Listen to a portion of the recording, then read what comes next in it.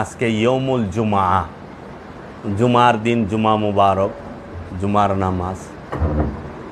তো পবিত্র জুমার নামাজের পরে আমি কিছু মানুষের এবং কিছু মুসল্লিয়ানে কেরামের কাছ থেকে কিছু প্রশ্নের সম্মুখীন হয়েছি। তার জন্য আমি একটু আলোচনা করতে এসেছি সালাত সম্পর্কে এবং কোরআনের কিছু বিষয় নিয়ে। সেই কোরআনের বিষয়টা হচ্ছে এখানে কোরআনের বিষয়টা হচ্ছে কোরআনুল মাজিদে সূরা বাকারা 19 নম্বর আয়াতে আল্লাহ রাব্বুল আলামিন বলতেছেন, বিসমিল্লাহির রহমানির রহিম, আল্লাহু মুহিতুন বিল কাফিরিন। এর অর্থ হচ্ছে যে আল্লাহ ঢাকিয়া আছেন কাফেরদের দ্বারা, কাফেরদের দ্বারা আল্লাহ ঢাকিয়া আছেন। এইটার শব্দে শব্দে হুবহু অনুবাদটা হচ্ছে আল্লাহু, আল্লাহ, মুহিতুন শব্দের অর্থ হচ্ছে ঢাকিয়া রাখা, আবৃত, চারিদিক হইতে ঘিরিয়া রাখা, বিল কাফেরিন, বিল কাফেরিন কাফেরদের ধারা। বাংলা অর্থ হচ্ছে আল্লাহ ঢাকিয়া আছেন কাফেরদের ধারা, হুবহু এবং শব্দে শব্দে অর্থ। সূরা বাকারা আয়াত নাম্বার 19, ওয়াল্লাহু মুহিতুন বিল কাফেরিন, আল্লাহু মুহিতুন বিল কাফেরিন, আল্লাহ কাফেরদের ধারা ঢাকিয়া আছেন। এখন অধিকাংশ অনুবাদকারী, অধিকাংশ তফসিরকারক তাহাদের মনোমতো এই বিষয়টি হয় না যে আল্লাহ কাফেরদের দ্বারা কেমনে ডাইকা থাকে।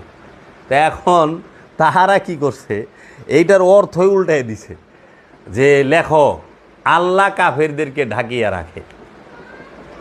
তো এখন প্রশ্ন হইল, আল্লাহ যদি কাফেরদেরকে ঢাকিয়া রাখে তাহলে আমরা সমাজের মাঝে এবং এই সারা পৃথিবীর মধ্যে এত এত কাফের কেমনে দেখি? কাফের মানে কি? কাফের শব্দের অর্থ কি? কাফের শব্দের অর্থ হচ্ছে সত্যকে অস্বীকারী, আল্লাহর রসুলকে এবং আল্লাহর রসুলের বাণী আল কোরআনকে যারা অস্বীকার করে তাহারাই হচ্ছে কাফের। সত্যকে অস্বীকারী, রসুলকে অস্বীকারী এবং রসুলের বাণী আল কোরআনকে অস্বীকারী। এখন অনেকে প্রশ্ন আসতে পারে, উনি কি বলে রসুলের বাণী আল কোরআন, এটা কেমনে? কোরআন মাজিদ বলছে ইন্নাহু লা কাউলুন রসুলিন কারীম, নিশ্চয়ই এই কোরআন হচ্ছে সম্মানিত রসুলের বাণী। কোরআন কি? সম্মানিত রসুলের বাণী। দুইটা সূরার মধ্যে দুইটা আয়াত স্পষ্টভাবে আল্লাহ রাব্বুল আলামিন বলে দিয়েছেন। তো এখন কাফেরদেরকে আল্লাহ ঢাকিয়া রাখে না, কাফেরেরাই আল্লাহরে ঢাকিয়া রাখে। এর জন্য আমরা সমাজের মধ্যে, পৃথিবীর মধ্যে কাফের দেখতে পাই, আল্লাহরে দেখতে পাই না, কারণ আল্লাহ কাফেরদের দ্বারা ঢাকা। কেমনে? এই যাহারা শয়তানের দাসত্ব করে, খান্নাসরূপী শয়তানের ইবাদত করে, মানে কাম, ক্রোধ, লোভ, হিংসা, অহংকার, কামনা, বাসনার ইবাদত যারা করে, তাহারা পরিপূর্ণ শয়তান হইয়া বৈশা থাকে, মানুষরূপী শয়তান। তাহারাই সত্যকে অস্বীকারী। এই ষড়রিপু, এই খান্নাসরূপী শয়তানের পূজারী যারা, তাহাদেরকেই কোরআন কাফের বলছে। অন্য কোনো ধর্মের অনুসারীকে কোরআন কাফের বলে নাই। কোরআন কাফের বলছে শয়তানের অনুসারীকে। খেয়াল করেন, শয়তানের যারা অনুসারী তারা হইল কাফের, শয়তানের অনুসরণ যারা করে তারা কাফের। অন্য ধর্ম, অন্য পথে, অন্য মতের মানুষ কাফের, এইটা কোরআন বলে নাই। কোরআন বলছে যাহারাই শয়তানের পায়রবি করে, শয়তানের দাসত্ব করে, শয়তানের ইবাদত করে, তাহারাই কাফের। ইবাদত দুই প্রকার, একটা হলো রবের ইবাদত আর একটা হলো শয়তানের ইবাদত। রবের ইবাদত হয় কিভাবে? রবের ইবাদত হয় আল্লাহর রসুলকে অনুসরণ করলে। আল্লাহর রসুলকে অনুসরণ করলে, আল্লাহর রসুলের কথা মতো আল্লাহর দাসত্বের মধ্যে লিপ্ত থাকলেই হয় কি? রবের অনুসরণ রবের ইবাদত, আর শয়তানের অনুসরণ হয় যারা আপন এই নফসের সাথে মিশে থাকা খান্নাসরূপী শয়তানের ষড়রিপুর কুমন্ত্রণায় যাহারা নিজের ইচ্ছা মতো চলে তাহাদেরকেই শয়তান বলা হয়েছে। নিজের ইচ্ছা মতো চলাটাই হলো শয়তানের ইবাদত, আর রসুলের ইচ্ছা মতো চলাটা হচ্ছে রবের ইবাদত। এর জন্য রসুলের ইচ্ছা মতো চলতে হবে। শয়তানের ইচ্ছা মতো চললে আল্লাহর ইবাদত হবে না, শয়তানের ইবাদত হবে নিজের ইচ্ছা মতো চললে। এর জন্য এই যারা শয়তানরূপী খান্নাসের কুমন্ত্রণার ভিতরে বসে আছে তাহারাই আল্লাহরে ঢাইকা রাখছে। কারণ আল্লাহ যে প্রতিটা জিন এবং ইনসানের জীবন রোগের সাহারোগের নিকটে রূপে বীজ রূপে আছেন। আল্লাহ বলছেন না যে নাহানু আকরাবু ইলাইহি মিন হাবলিল ওয়ারিদ, আমরা তোমার জীবন রোগের নিকটেই অবস্থান করি। আবার আল্লাহ বলছেন না যে ওয়াহুয়া মাকুম আইনা মা কুমতুম, তুমি যেখানে আমিও সেখানে, অফি আনফুসিকুম আফালা তুবসিরুন, আমরা তোমার মাঝে বিরাজ করি, তুমি কি আমাকে দেখো না? আমরা তখন দেখতে পাই না এই কারণে যখন ষড়রিপু শয়তানের এই কুমন্ত্রণা দিয়া আমরা কি করি, আল্লাহর এই বীজরূপী রূপে প্রকাশ হইতে দেই না, জাগ্রত হইতে দেই না।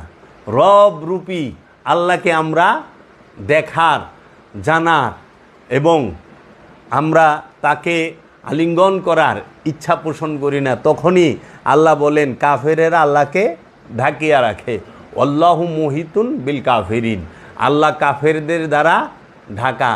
জগতে কাফের একমাত্রই হচ্ছে ইবলিশ, জগতে কাফের একমাত্র হচ্ছে শয়তান, জগতে কাফের একমাত্র হচ্ছে খান্নাস, জগতে কাফের হচ্ছে মারদুদ। এই ইবলিশ, খান্নাস, মারদুদ, শয়তান ছাড়া আর কেউ কাফের না, আর কেউ আল্লাহকে অস্বীকার করেন। কারণ সমগ্র সৃষ্টি রাজ্য আল্লাহর তৌহিদে বসবাস করে, আল্লাহর তৌহিদ রাজ্যে অবস্থান করে, আল্লাহকে সেজদা করে। শুধু এই ইবলিশ, খান্নাস, মারদুদ, শয়তান এই চারটা রূপ নিয়ে যে মানুষটি, যে নফসটি বৈশা আছে সেই আল্লাহকে অস্বীকার করে, সেই আল্লাহর রসুলকে অস্বীকার করে, তাকেই কোরআন কাফের বলছে। কোনো হিন্দু, বৌদ্ধ, ইহুদি, খ্রিস্টানকে কোরআন কাফের বলে নাই। কাফের বলছে শয়তানের পূজারী রে। ঠিক আছে, এখন আহেন আমাদের সমাজে এক শ্রেণীর আলেম, আমি যে বিষয়টা নিয়ে আলোচনা করতে চাই, আপনারা বাবা জাহাঙ্গীরের এই কোরআনটা পড়বে, দেখবেন অসাধারণ শব্দে শব্দে। এখন আমি যদি আপনাদেরকে, আমি যে বিষয়টা নিয়ে কথা বলতে চাচ্ছিলাম, যে আমাদের সমাজে এক শ্রেণীর আলেম, তারা ওয়াজ নসিহত এবং কথাবার্তায় তারা বিভিন্ন প্রশ্নের সম্মুখীন হলে একটি কথা উচ্চারণ করেন, বলেন, সেটি হলো যে সলাত, সলাত মানে হচ্ছে আমরা যেটাকে নামাজ বুঝি, আরবিতে সলাত, ফার্সিতে নামাজ, বাংলা হলো সংযোগ, যোগাযোগ, প্রচেষ্টা। রসুলের সাথে সংযোগ, যোগাযোগ, প্রচেষ্টাকেই ফার্সিতে নামাজ বলা হয়, আরবিতে সলাত বলা হয়, ইংরেজিতে প্রেয়ার বলা হয়। তো এখন এই নামাজ সম্পর্কে যখন কথা বলতে যায় তখন এক শ্রেণীর মৌলবী সাহেবরা তাহারা বইলা থাকেন, দেখেন ওয়াজে, যে আপনি যা কিছু করেন, আপনি যত প্রকার গুনাহ করছেন, আপনি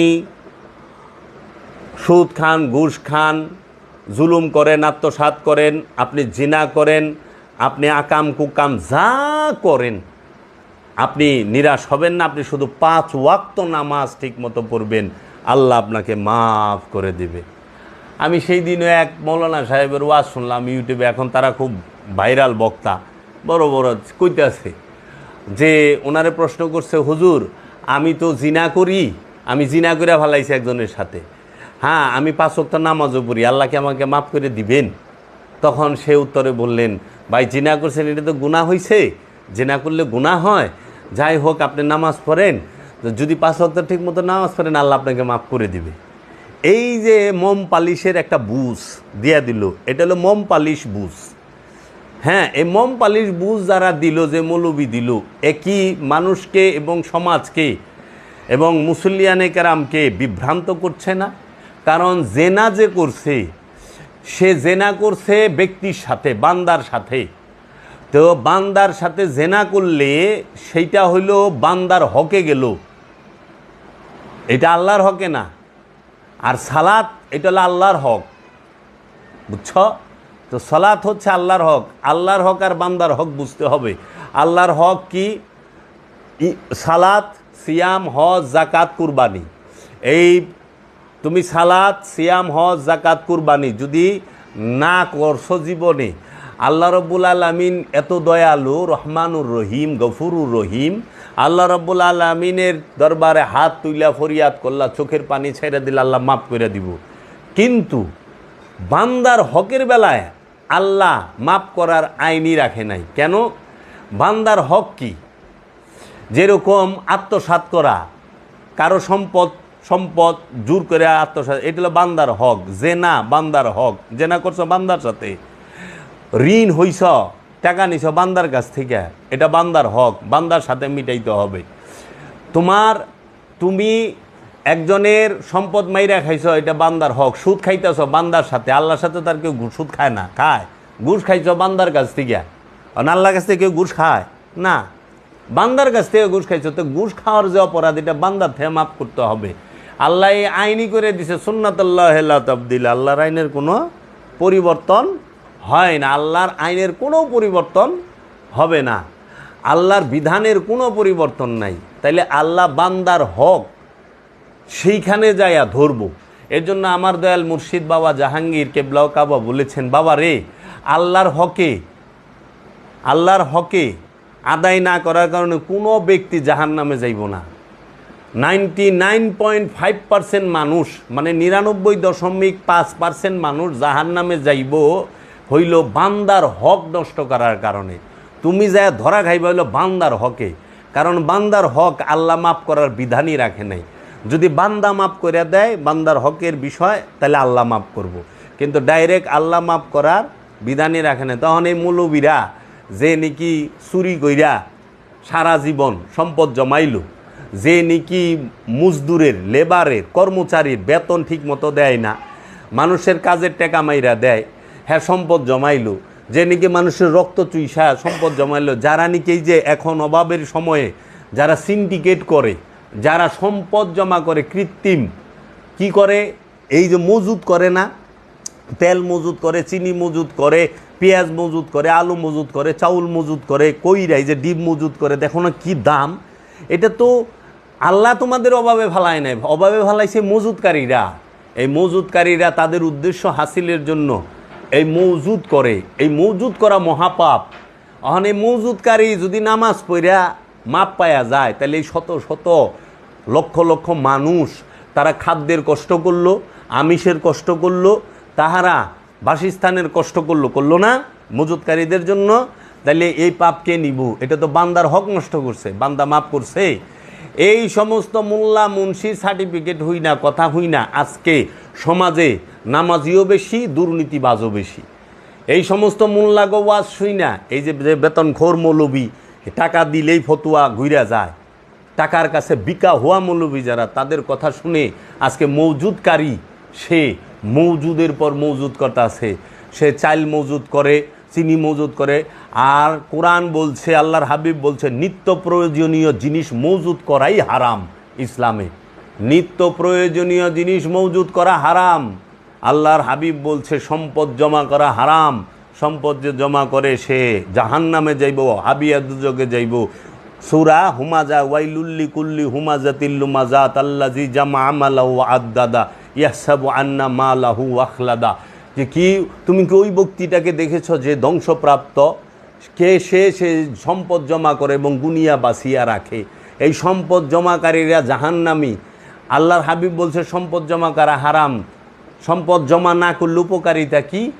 জগতে কোনো মানুষ না খায়া থাকবো না, জগতে কোনো মানুষ বাসস্থানের অভাবে ভুগবে না, জগতে কোনো মানুষ পোশাক আশাক এই বস্ত্রের অভাব থাকবে না, জগতে কোনো মানুষ বিদ্যার অভাবে পড়বে না, যে অর্থের অভাবে পড়তে পারে না, এই পরিস্থিতি তৈরি হবে না। এর জন্য দ্বীন ইসলাম পৃথিবীর সর্বশ্রেষ্ঠ ধর্ম, শান্তির ধর্ম। কেন? কারণ দ্বীন ইসলাম হচ্ছে পৃথিবীর সর্বশ্রেষ্ঠ মানবতার ধর্ম, মনুষ্যত্বের ধর্ম, যেখানে সম্পদ জমা করাই হারাম, যেখানে ধনী গরিব সবাই এক কাতারে বসবে, আমির ধনী একখানে বসে খানা খাবে, সমস্ত কিছু করব। আজকে এই মোল্লা মুন্সিরা এরা ফতুয়া দিয়া এই মজুদকারী মসজিদে নাই, মসজিদে যা জুমার নামাজ আজকে মজুদকারীরা পড়ে নাই, এই ঘুষখোরেরা এই সুদখোরেরা পড়ে নাই, এই সম্পদ জমাকারীরা পড়ে নাই, তাগো সামনে কইতাছে আপনি যাহাই করেন আল্লাহর ওয়াস্তে আপনি 5 ওয়াক্ত নামাজ পড়বেন, আল্লাহ আপনার সব মাফ করে দেবে। তখন এই সুরেরা আরও বাইরে যায় যে জিনা একটা করছি সমস্যা কি, আল্লাহ তো মাফই করে, আরও 5টা করি। আরে 1000 কোটি টাকা জমাইছি মজুদ করে, আরও 10,000 কোটি টাকা জমাই, আল্লাহ তো মাফই করে। হুজুর মাফ করুন কেমন? আমাদের ট্রাভেলসে থেকে এবার আল্লাহর ঘরের দিকে যাত্রা হচ্ছে হজের, আপনারা যদি আমাদের ট্রাভেলস থেকে যান আল্লাহ আপনার হজ কবুলও করতে পারে, আসেন আমাদের ট্রাভেলস থেকে যান। কি ইসলামী হালাল ট্রাভেলস নাম দেয়া দিছে, ইসলামী হালাল ট্রাভেলস থেকে মক্কা মদিনায় গেছেন, চুরে গুইরা আয়া সব মাফ করে লই আইছে। এটা কি কোরআন দর্শন? আজকে নামাজি বেশি কিন্তু সমাজে চোরও বেশি, নামাজ পইরা পরিবর্তনই হচ্ছে না, অথচ না কোরআন বলতেছে ইন্নাস সালাতা তানহা আনিল ফাহশাই ওয়াল মুনকার, নিঃসন্দেহে এই সালাত পাপ সমূহ থেকে তোমাকে সম্পূর্ণ দূরে রাখবে, বিরত রাখবে। সালাত পাপ থেকে বিরত রাখে, তাহলে এরা নামাজও পড়ে পাপও করে, এরা নামাজও পড়ে মজুদও করে, এরা নামাজও পড়ে সুদও খায়, এরা নামাজও পড়ে ঘুষও খায়, এরা নামাজও পড়ে সম্পদও জমা করে, এরা নামাজও পড়ে মানুষকে অত্যাচার জুলুমও করে। তাহলে এদের নামাজ কি কোনো কাজে আসতেছে না? তাহলে আমরা কি ধরে নেব যে আল্লাহ যে কোরআনে বলছে সেই কথা, আল্লাযিনা হুম আন সালাতিহিম সাহুন, এই নামাজি জাহান্নামী কে? সে যে লোক দেখানোর জন্য নামাজ পড়ে। তাইলে বাবা লোক দেখানো নামাজে এখন 5 ওয়াক্ত নামাজের কথা কি আল্লাহ কোরআনে কইছে? সালাতলে আমি অনেক বিস্তারিত আলোচনা করছি আমার সুফিয়াত্ম প্রকাশ ইউটিউব চ্যানেলে, এবং সালাত সম্পর্কে কোরআনে 82টা আয়াত আছে। সেই 82 আয়াতের আমি রেফারেন্স তুলে ধরেছি, এবং বাবা জাহাঙ্গীরের একটি কিতাব আছে, এটা হলো ছোট, আর একটা বড় কিতাব আছে মোটা, সেটার নাম হলো নিন্নবে চিত্তদাহ সুফিবাদ সার্বজনীন। সেই কিতাবে সালাতের 82টি আয়াত তুলে ধরা হয়েছে। এইটাকে আলাদাভাবে এইখানে আনা হয়েছে, সেই অধ্যায়টাকে। এই যে নামাজের কথা কোরআনে 82 বার যে আয়াতটি দেওয়া আছে এইটা নিয়ে। এখন ওইখানে যখন আমি আলোচনা করেছি তখন তারা বলছে হ্যাঁ সালাত তো পড়তে হবে, সালাতের কথা এই আছে এই আছে। তখন আমি বললাম যে কিছু স্বার্থনিশী মহল তারা বলে উনি নামাজের কথা অনেক অস্বীকার করেন। না না, ভুলেও না। কে কইছে? আমার তো আপনার সাথে মতের বিরোধ কোনটা? নামাজ আছে না নাই, নামাজ পড়তে হবে কিনা সেইটা নিয়ে না। আমার মতের বিরোধ হচ্ছে আপনার সাথে কোনটা, কোরআনে কোন সালাতের কথা বলা হয়েছে। কোরআনুল মাজিদে আল্লাহ পাক সালাতের হুকুম করেছেন, সেই হুকুমটি কি ওয়াক্তি সালাতের না দায়েমি সালাতের? আবার বলতেছি, কোরআনুল মাজিদে আল্লাহ পাক কোন সালাতের হুকুম করেছেন, সেই সালাতটা কি ওয়াক্তি সালাত 5 ওয়াক্ত নামাজ নাকি সালাতুদ্দাওয়ামি দায়েমি সালাত, কোনটা? তাহলে আমার আপনার সাথে মতবিরোধ এবং আলোচনার বিষয় হচ্ছে একটি, যে সমাজের মধ্যে যে দ্বন্দ্ব, সমাজের মধ্যে দ্বন্দ্ব কিন্তু সালাত নিয়ে না। সালাত নিয়ে সমাজে কোনো দ্বন্দ্ব নাই। দ্বন্দ্ব হচ্ছে সমাজের মধ্যে ওয়াক্তি সালাত আর দায়েমি সালাত লইয়া। একদল আছে তাহারা 5 ওয়াক্ত নামাজই স্বীকার করে, দায়েমি সালাতকে সম্পূর্ণরূপে অস্বীকার করে। একদল মানুষ আছে যাহারা 5 ওয়াক্ত নামাজকে স্বীকার করে আর সালাতুদ্দাওয়ামি দায়েমি সালাতকে সম্পূর্ণ অস্বীকার করে। আবার আরেক দল আছে যাহারা দায়েমি সালাতের কথাটাই বলে। এখন কোরআন কি বলছে? এখন কোরআন সরাসরি দায়েমি সালাতের কথা বলছে। সেই দায়েমি সালাতটা, সেই আয়াতটা কোথায়? সেই আয়াতটা হচ্ছে সূরা মারেজ, কোরআনের 70 নম্বর সূরা মারেজের 23 নম্বর আয়াত। আল্লাযিনা হুম আলা সালাতিহিম দায়মুনা, যাহারাই দায়েমি সালাতের উপরে দণ্ডায়মান তাহারাই মুসল্লি। এবং এই সূরার মধ্যেই মুসল্লির 8টি গুণ এই সূরা মারেজের মধ্যে বইলা দিছে, মুসল্লির 8 গুণ। এবং কারা কারা মুসল্লি হইতে পারবে, কারা কারা হইতে পারবে না, তার প্রথমেই 19 নাম্বার থেকে নিয়ে 22 নাম্বার পর্যন্ত বলছে যাহারা মুসল্লি তাহারা কি অধৈর্য না, যাহারা মুসল্লি তাহারা লুবিও না, যাহারা মুসল্লি তারা কৃপণও না। আর এই অধৈর্য এবং লুবি এবং কৃপণ যারা, তাহারা মুসল্লি নয়। তাহলে এখন কথা হইল, আমাদের সমাজের মধ্যে সালাদকে কেউ অস্বীকার করে না। আমিও কখনো সালাদকে সালাদ ফরজ, সালাদ অবশ্যই করতে হবে।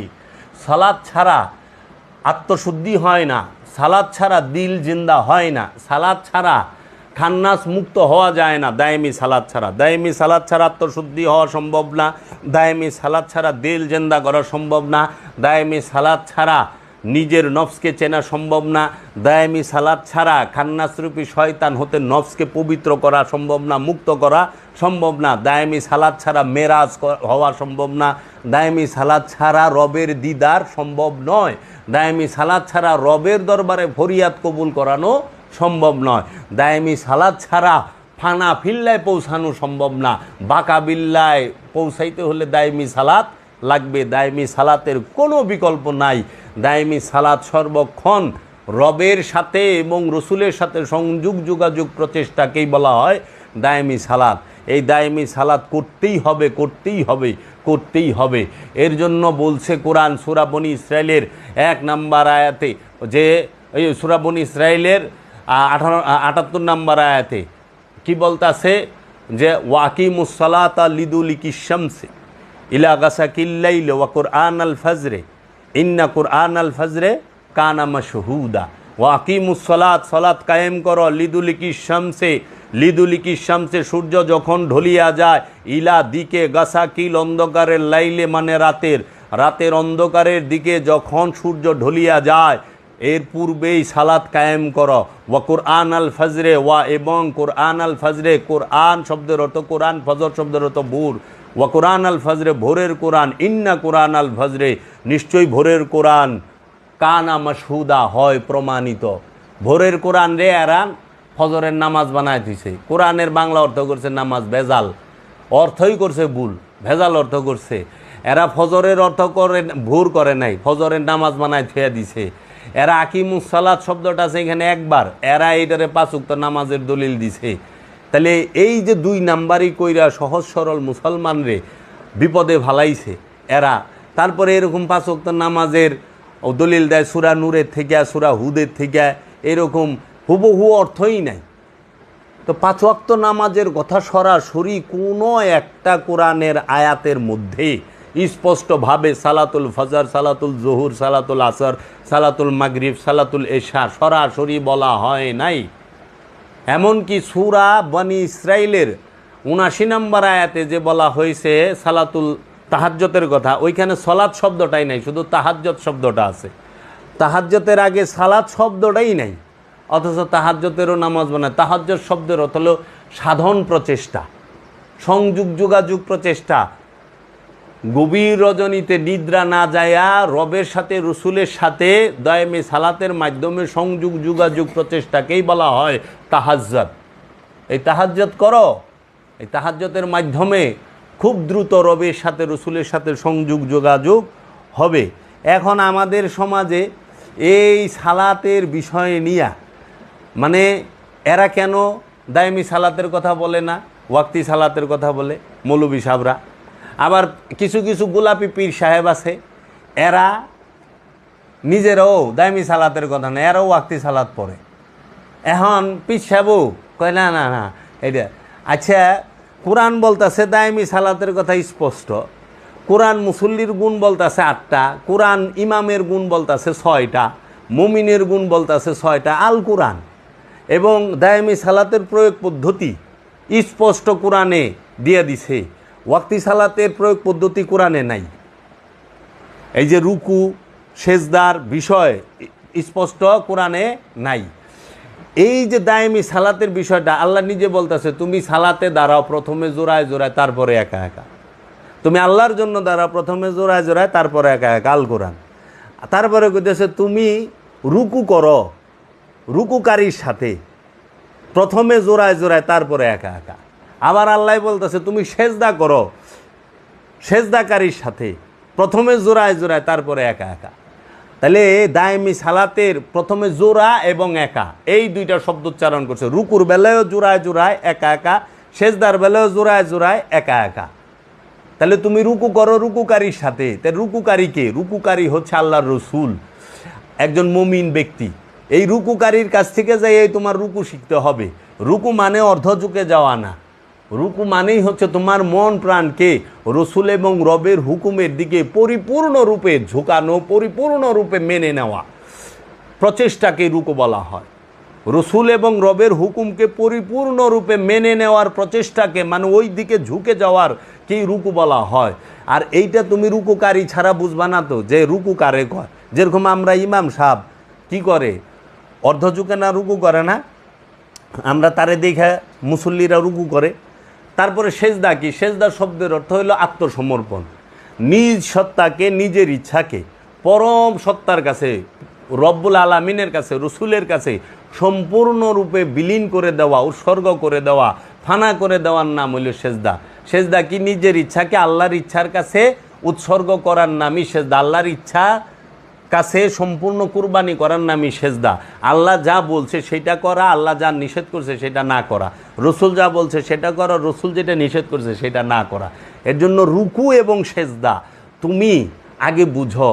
এখন আল্লাহ কইছে তুমি সলাৎ করো, সলাৎ করতেছ, আল্লাহ কইছে সেজদা করো, মাথা নত করছে, আবার আল্লাহই কইছে মিছা কথা কই না, বক্কর বক্কর মিছা কথা কইতেছ। আল্লাহ কইছে সুদ খায় না, ঠেইলা সুদ খাইতেছ। আল্লাহ কইছে মানুষের সম্পদ মাইরা খায় না, সেইলা সম্পদ মাইরা খাইতেছ। আল্লাহ কইছে জিনা করো না, জিনা করতেছ, আবার তুমি নামাজও পড়তেছ। তাহলে তুমি কি আল্লাহর হুকুম মানলা? আল্লাহর ইচ্ছার কাছে নিজের ইচ্ছাকে ফানা করছ? তুমি কি আল্লাহর মধ্যে সেজদা করছ? আল্লাহ কইছে তুমি আমার মধ্যে সেজদা করো। আল্লাহতে সেজদা করতে কইছে, মানে আমরা আল্লাহতে সেজদা থেকে আমরা মাটিতে পাটিতে জায়নামাজে সেজদা শুরু করে দিছি। মাটিতে পাটিতে জায়নামাজে তো সেজদার হুকুম নাই। আল্লাহ কইছে আমাতে সেজদা করো। আল্লাহতে সেজদা করার মানেই হচ্ছে আল্লাহর সমস্ত আদেশ নির্দেশ হুকুম আহকামকে সম্পূর্ণরূপে নিজের জীবনে প্রকাশ ঘটানো, নিজের জীবনের মধ্যে তফসির করা। এই জন্য বাবা জাহাঙ্গীর বলছে কোরআনকে কখনো কাগজ আর কালিতে তফসির করো না, কোরআনকে তফসির করো নিজের নফসের উপরে, নিজের জীবনের উপরে। কোরআন তফসির করতে হয় নিজের জীবনের উপরে, নিজের নফসের উপরে। এর জন্য তোমরা যে সালাত করো, এই সালাত কেন মৌলবীরা খালি 5 ওয়াক্তের কথা? কারণ 5 ওয়াক্তের নামাজ পড়লে একজন মুয়াজ্জিন সাহেব লাগবে আজান দিতে 5 বার, এবং একজন ইমাম সাহেব লাগবে 5 ওয়াক্তের নামাজ পড়াইতে। হ্যাঁ, একজন কোরআনে হাফেজ লাগবে, অথবা মাওলানা লাগবো, মুন্সি লাগবো। এর লেগে হেরা হ্যাগোর লেগে হ্যাগোটা কখনো যদি কও দায়মি সালাতের কথা, দায়মি সালাত করতে মসজিদও লাগে না, মৌলবীও লাগে না, লাগে কি ওলিয়ে কামেল। ওলিয়ে কামেল ছাড়া দায়মি সালাত হবে না। ওলিয়ে কামেলের কাছে মুরিদ হইয়া দায়মি সালাত করতে হবে। আল্লাহর কামেল অলির কাছে বায়াত গ্রহণ করে, অথবা আল্লাহর কামেল অলির সনদপ্রাপ্ত খলিফার কাছে বায়াত গ্রহণ করে দায়মি সালাত করতে হবে। এখন আল্লাহর অলিরে এর লেগা এই সমস্ত ভণ্ড কয় মৌলবীরা কেন? কারণ ওনারে খারাপ না বানাইলে তো হেরা ভালো হয়ে পারে না। আল্লাহর ওলিকে যদি খারাপ না বানায় পারে তাহলে মোল্লা তো ভালো হয়ে পারে না। এলে মোল্লা দেখায় কি আমি বলে উছিলা ধরবেন না, উছিলা যাওয়া শিরিক বেদাত। হ্যাঁ, ওই ওনাদের অলির দরবারে যাইবেন না, এগুলা না যায় হারাম, আল্লাহর কাছে চাইবেন। এখন কথা আহে এহেনে যে উনি যে কথা কইল, উনিও তো পীর হয়ে বইছে, উনি পীর হয়ে বইছে না। যদি আল্লাহর কাছে সরাসরি চাই তাহলে আপনার কাছে ওয়াজ শুনুম কে? আল্লাহ আমাকে ফেরেশতা দিয়ে ওয়াজ করাইব, অথবা আল্লাহ নিজে ওয়াজ করে শুনাইব না? মানে মৌলবী সাহেব তো মসজিদে উঠাছি আল্লে হ্যাঁ আমাকে সামনে পীর হয়ে বইছে, হ্যার হুকুম মতো চলন লাগবো, হ্যার কথা মানতে হইব, হ্যাঁ ওয়াজ করবো 3 ঘন্টা সামনে বয়ে থাকার লাগবো। তাহলে হ্যাঁ অঘোষিত পীর। ওই যে ওখানে কিছু বেজাল শায়েক বেরিয়েছে না, এই বেজাল শায়েকরা উছিলা মানা যাবে না, সরাসরি আল্লাহকে ডাকবেন। তাহলে উছিলা যদি মানন না যে আমি আপনার ওয়াজ শুনুম কে, আমার এইটা এখন উছিলা যদি না মানন যায় আমি আপনার কাছে আসুম কেন, আমি আসুম কেন আপনার এইখানে? আমাকে এটা বুঝান যে আপনি যে ওয়াজ করবার লেছেন আপনার কথা, এটাও তো উছিলা। আমরা ওনার কথা শুই না, কোরআন হাদিসের কথা বুঝতেছি, তাইলে কোরআন হাদিস বুঝতেছি মৌলবীর উছিলায় না, তাহলে মৌলবীরে পয়লা বাদ দেওয়ার লাগবো যে না মৌলবীর ওয়াজও শুনুম না। এর জন্য আমারই হইলো যে মৌলবী সাহেব কইব যে উছিলা মানা যাবে না, সরাসরি আল্লাহর কাছে যান, সাথে সাথে হ্যার ওয়াজও শুনান যাব না, হ্যার পিছেও খারান যাব না। কারণ নামাজ পড়বার গেলে ইমামের উছিলা লাগে। ইমাম সাহেবকে আগে আল্লাহু আকবার, তারপরে মুসল্লিকে আল্লাহ আকবার। কে ইমামের সাথে কইবেন আল্লাহ আকবার, কিংবা ইমামের আগে কইবেন? উসিলা মানবার যাবেন কি আপনি? ইমামও তো নামাজের মধ্যে উসিলা খাড়ায় রয়েছে। মুসল্লির উসিলা দুইটা হয়ে যায়, একটা হলো সামনে ইমাম বেহাজাল ইমাম, আর তার আগে হইলো কাবা। তাহলে দুইটা উসিলা মুসল্লির লেগে, একটা হলো ইমাম আর একটা হলো কাবা। আর ইমামের উসিলা হলো একটা, রবকে সেজদা করা, সেটা হলো কাবা। আপনারা করলে কুরু কুরু, আমরা করলে মাকরু। হ্যাঁ, আল জুনজুনা তুল নাই গুনা, জুনা খেললে গুনা নাই। আরবিতে গুয়ে দেয়, কারণ পোলায় ডাব চুরি করে খাইছে। মানে মাইসে তো ধরছে যে আপনার পোলায় ডাব খাইছে, নারল খাইছে। আমার গাছের কয় কি নারল খাইছে, জুনা খাইছে না করা খাইছে? কয় বেপদে ভরে গেছে, কোনটা কইব? আবার না কোন ফতুয়া দিয়ে দেয়, কয় স্যার হুজুর জুনা খাইছে, জুনা নারল পাইরা আপনার পোলা কালকে রাখতে আমার গাছের থেকে ডাব খাইছে। হুজুরের পোলা জুনা নারল পাইরা খাইছে, হুজুরে কি করবো? বাসনের লে ফতুয়া দেয়, আল জুনজুনা তুল নেই গুনা, জুনা খাইলে গুনা নাই। কথা কয় না কে? ঠিক ঠিক কিনা বলেন? কয় ঠিক। জুনা খাইলে গুনা নাই, হেরা করলে সব ঠিক আছে, খালি অলি আল্লাহ বেলাই এগো ঝামেলা। এর জন্য দায়মি সালাত করতে হবে, দায়মি সালাতের বিকল্প নাই। তাই সমাজের মধ্যে দ্বন্দ্ব হচ্ছে কিসের? দ্বন্দ্ব হইলে একটার, সেইটা হইল কি, যে ওয়াক্তি সালাত না দায়মি সালাত। কোরআনে কোন সালাতের কথা আছে? কোরআনে আছে দায়মি সালাতের কথা, কোরআনে আছে দায়মি সালাতের প্রয়োগ পদ্ধতির কথা, কোরআনে আছে দায়মি সালাতের কথা, কোরআনে সর্বক্ষণ সালাতের কথা আছে। কারণ ওয়াক্তি সালাতের কথা থাকবো কেমনে রে বাপ? কারণ 1450 বছর আগে ঘড়ি ছিল না, এই সময় বুঝবো কেমনে? 5 টাইম কয় সূর্য দেখা। আরে এগো তো ধারণাই কম। এমনও রাষ্ট্র আছে পৃথিবীর, নরওয়েতে যান 24 ঘন্টার মধ্যে সূর্য ডুবে না, এমনও রাষ্ট্র আছে। আবার এমনও রাষ্ট্র আছে সারাদিন রাত 24 ঘন্টায় 2-4-6 ঘন্টা সূর্য চোখে দেখে। তাহলে যেই দেশে আন্ধার হয় সেই দেশের মানুষ ফজর জোহর কেমনে নির্বাচন করব? আবার যেই দেশে সূর্যই ডুবে না হেরা কেমনে নির্বাচন করবে? এখন ফজর না মাগরিব না কি রাইতি তো হয় না, তাহলে ওই আয়াত কি খাটে? কারণ সলাৎ তো সার্বজনীন বিষয়, সলাৎ তো এক দেশের লেগা না, এক জায়গার লেগা না, সলাৎ তো সার্বজনীন বিষয়। এর জন্য ওয়াক্তি সালাত মানে সর্বক্ষণ, সর্বক্ষণের কোনো সময় লাগে না, সর্বক্ষণের লেগে গড়ি লাগবো না, সর্বক্ষণের লেগে আদকপাতি যন্ত্রপাতি লাগবো না, সর্বক্ষণ সালাতের লে মাইকের দরকার আছে। এখন আমি যদি কই অহনে না আপনারা মাইকে আজান হই না, নামাজের ওয়াক্ত হয়েছে দৌড়ে মসজিদে যান। 1450 বছর আগে মাইকা ছিল? কোনো সাহাবি মাইকে আজান দিছে? দেয় নাই তো। তাইলে মক্কায় আজান দেওয়ানের ক্ষমতা ওই ছিল ওই সময়? সাহাবিগো পারে নাই তো। সর্বপ্রথম যে আজান দেয় একটা মানুষ চিল্লে আজান দিলে কতটুক দূরে যায়? তাইলে এই মদিনার আশেপাশে মক্কার আশেপাশে যে সাহাবাইকার আমরা ছিল তারা কেমনে সালাত করলো? ওয়াক্তিটা কোন সময়? কয় সূর্য দেখে। কয় সূর্য? কয় সবাই কি এরকম ইন্টেলিজেন্ট থাকে যেমন সূর্য দেখে টের পাইব? কিরে বাবা, অনে মোল্লারা যে গড়ি ডাইনাতে পড়া সুন্নাত, সুন্নাত মানে কি? রসুল যেটা করছে। তাই মহানবী কোন গড়ি পড়ছে ডাইনাতে? কোন গড়িটা পড়ছে? সব গড়ি আবিষ্কার হয়েছিল? ও মৌলবী, গড়ি আবিষ্কার হইল মাত্র 150-200 বছর, তাও আবিষ্কার করলো ইউরোপ আমেরিকা। হ্যাঁ, মাইক আবিষ্কার করলো ইউরোপ আমেরিকা। তাইলে অনেক গড়ি দেখে, গড়ি তো ছিল না। আর সূর্য দেখা যদি হয়, সূর্যের সাথে আবহাওয়া অনেক সময় তুফান থাকে, জ্বর থাকে, শীতে কুয়াশা থাকে। কুয়াশার দিনে তো বাংলাদেশেই সূর্য দেখা যায় না। আর যেই দেশে সবচেয়ে বেশি ঠান্ডা সেই দেশে সূর্য করতে দেখবেন, জহুর ফজর কেমনে নির্ণয় করবেন? খালি কইলিব। এর জন্য আল্লাহর রসুল বলছে, আল্লাহ এমন একটা বিধান দিছে, এমন একটা দিছে যেটা সবার জন্য প্রযোজ্য। যে জমিনের উপরে আছে তার জন্য প্রযোজ্য, যে জমিনের মধ্যে আছে তার জন্য প্রযোজ্য, যে অন্ধকার আছে তার জন্য প্রযোজ্য, যে আলোতে আছে তার জন্য। সেটা হলো দায়মি সালাত, সর্বক্ষণ দায়মি সালাত। রবের সংযোগ যোগাযোগ থেকে বিচ্ছিন্ন হওয়া যাবে না। এর জন্য আল্লাহ কইছে প্রতিটা মুহূর্ত তোমরা তোমাদের কলবে আমার জিকির জারি রাখো। আল্লাহর জিকিরেই কলব প্রশান্তি লাভ করে, অন্তর প্রশান্তি লাভ করে। এর জন্য আমরা যেন এই বিষয়গুলো যথেষ্ট নেই, আর এই খপ্পরে যেন না পড়ি। তুমি যাহাই করো খালি 5 ওয়াক্ত নামাজ ঠিক রাখো, সব গুনাহ মাফ করে দেব। এই পাইকারি কথা কোরআনে নাই, কারণ হক দুইটা, বান্দার হক, আল্লাহর হক। বান্দার হক নষ্ট করলে আল্লাহ মাফ করে না, আল্লাহর হক শুধু আল্লাহ মাফ করে, আর বান্দার হক যদি বান্দা মাফ করে আল্লাহও মাফ করে দেয়। এর জন্য 100 ভাগ মানুষের মধ্যে 99.5% মানুষ জাহান্নামে যাইব হইল বান্দার হক নষ্ট করার কারণে, বান্দার হক আমানত খেয়ানত করার কারণে। এই জন্য বান্দার হক নষ্ট করে 5 ওয়াক্ত নামাজ পড়লেও কোনো লাভ নাই, কোনো লাভ নাই। বান্দার হক ঠিক রাইখা সালাত কইরও লাভ আছে। এর জন্য আমি আলেম সমাজের প্রতি আহ্বান রাখুম, আপনারা সত্যকে মিথ্যার সাথে মিশ্রণ করিয়েন না, আপনার সত্যরে ঢাইকা রাখেন না। সূরা বাকারার 42 নম্বর আয়াত। কেন? বান্দার হকের ওয়াজ বান্দার হকেরটাও কইরেন, আল্লাহর হকেরটাও আল্লাহর হকের বেলায় কইরেন। সালাত পইরা সালাত জান্নাতের জন্য না, সালাত পইরা জান্নাতে যাইবে এই দলিল সারা কোরআনে কোথাও নাই।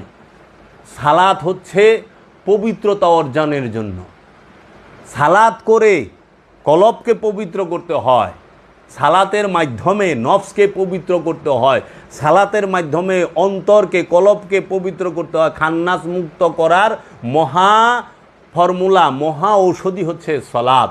সেটা দায়ামি সালাতের দ্বারা নিজের নফসকে পবিত্র করতে হয়। পবিত্র হইলে সেই পবিত্র নফসই হয় নফসে মুতমাইন্না। সেই পবিত্র নফসকেই আল্লাহ ডাইকা বলে, ইয়া আইয়াতুহান নাফসে মুতমাইন্না ইরজিই ইলা রব্বিকা রাদিয়াতাম মারদিয়া ফাদখুলি ফি ইবাদি ওয়াদখুলি জান্নাতি। তুমি আমার জান্নাতে প্রবেশ। তাহলে জান্নাতে যাইব নফসে মুতমাইন্না। 5 ওয়াক্ত নামাজে জান্নাতে যাইব, সারা কোরআনে কোনো হানে নাই। 50,000 বছর নামাজ পড়লে জান্নাতে যাইব, সারা কোরআন হাদিসে কোথাও নাই। কারণ নামাজ এজিদও পড়ছে, নামাজ মীর জাফরও পড়ছে, নামাজ মীর কাসিমে পড়ছে, নামাজ মীর সাদিকেও পড়ছে, নামাজ এইরকম বহুত পড়নেওয়ালা আছে, জুলখাইশও নামাজ পড়ছে। কিন্তু আল্লাহর হাবিব কইছে এইরকমভাবে ধর্ম থেকে বাইরে যাব যেরকম ধনুক থেকে তীর বাইরে যায়। মুনাফিকরাও নামাজ পড়ে, কোরআনটা একটু খুইলা দেখেন। এইখানেই রাখলাম, আমি আবার আসবো কিছু আলোচনা নিয়ে। যারা বাবা জাহাঙ্গীরের কিতাব পড়বেন, এই সালাত সম্পর্কে কিতাবটি আছে, এটি পড়বেন। এবং বাবা জাহাঙ্গীর একটি কিতাব আছে ফকিরের গোপনেরও গোপন কথা, এই কিতাবগুলো পড়বেন। এবং বাবা জাহাঙ্গীরের শব্দে শব্দে কোরআনের অনুবাদ হুবহু 15 পারা, এটিও পড়বেন। আসেন, আমরা সত্য চাই, সাইনবোর্ড চাই না। বাবা জাহাঙ্গীর বলছে আমি সত্য চাই, সাইনবোর্ড চাই না। পীর বড় নয়, সত্য পাওয়া বড়। পীর বড় নয়, সত্য পাওয়া বড়। আমি নিজেকে চিনতে চাই, নিজেকে জানতে চাই। আমার মূল লক্ষ্য এবং উদ্দেশ্যই হবে আত্মপরিচয়, আত্মশুদ্ধি, আত্মবোধি। নিজেকে চেনা, নিজেকে জানা, নিজেকে উপলব্ধি করা। আমি যদি পবিত্র হইতে পারি, আমার জন্য সব জায়গা পবিত্র। আমি যদি নাপাক থাকি, আমার জন্য সব জায়গায় নাপাক। এর জন্য আমার হৃদয়টা যদি জাহান্নাম হয়ে থাকে, আমি যেহেনে যা মোহনই জাহান্নাম আমার লগে লগে যাইব। আর আমার হৃদয়টা যদি জান্নাত হয়ে থাকে, অন্তকলবটা যদি জান্নাত হয়ে থাকে, তাহলে আমি যেহেনে যাবো জান্নাত আমার লগে লগেই থাকবো। এর জন্য জান্নাত জাহান্নামের, জান্নাতের লোভ আর জাহান্নামের ভয়ে যেন আমরা ইবাদত না করি, আমরা আল্লাহর মহব্বতে, আল্লাহর রসুলের মহব্বতে যেন ইবাদত বন্দিগি করি, আত্মপরিচয়ের জন্য, আত্মশুদ্ধির জন্য।